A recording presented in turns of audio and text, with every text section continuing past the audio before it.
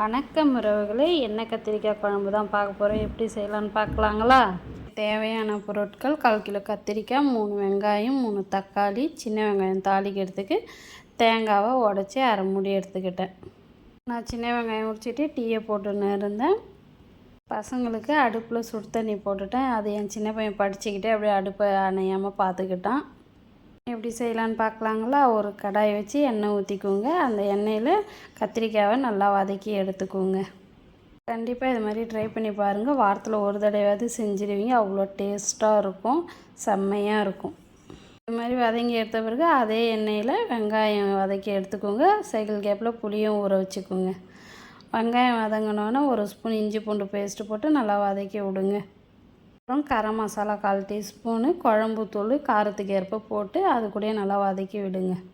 அது வெங்காயத்தோடு ஒன்றோட ஒன்று நல்லா வதக்கி விட்டுட்ட பிறகு தக்காளி அது கூட மிக்ஸ் பண்ணி நல்லா வதங்குற அளவுக்கு கிண்டி விடுங்க. இது மாதிரி வதங்கின பிறகு உப்பு போட்டு ஆஃப் பண்ணிவிடுங்க. நல்லா ஆறின பிறகு நம்ம அரை மூடி தேங்காய் எடுத்தாலே அதில் 1 ஸ்பூன் சோம்பு, 1 ஸ்பூன் ஜீரகம் போட்டு நல்லா கொரன்னு அரைச்சி எடுத்துக்கோங்க.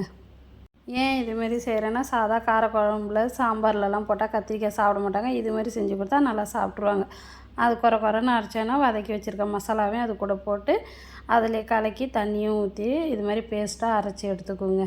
அதுக்கப்புறம் குழம்பு சட்டி வச்சு எண்ணெய் ஊற்றி நல்லெண்ணெய் ஊற்றிக்கோங்க. கடுகு, மிளகு போட்டு கொஞ்சோண்டு ஜீரகம் போடுங்க. போட்டு வதக்கி காஞ்ச மிளகாய் போட்டு உரித்து வச்சுருக்கேன் இல்லையா சின்ன வெங்காயம், அதையும் போட்டு நல்லா வதக்கிக்கோங்க. கொஞ்சமாக கருவேப்பிலை போட்டு நல்லா கிண்டி விட்டுட்டு அரைச்சி வச்சுருக்க பேஸ்ட்டையும் அது கூட கிண்டி விடுங்க. எண்ணெய் பிரிஞ்சு வர அளவுக்கு கிண்டி விடுங்க. நல்லா எண்ணெய் பிரிஞ்சு வர அளவுக்கு கிண்டி விட்டு கத்திரிக்காவை அது கூட மிக்ஸ் பண்ணி ஒரு கிண்டி விடுங்க. அதுக்கப்புறம் புளி கரைசலை சேர்த்து ஒரு கிண்டுங்க. அதை நம்ம எல்லாருமே மிக்ஸ் பண்ணும் போதே கொதி வரும். கொதி வந்த பிறகு தேவையான அளவு தண்ணியை ஊற்றி மூடி விட்டுருங்க.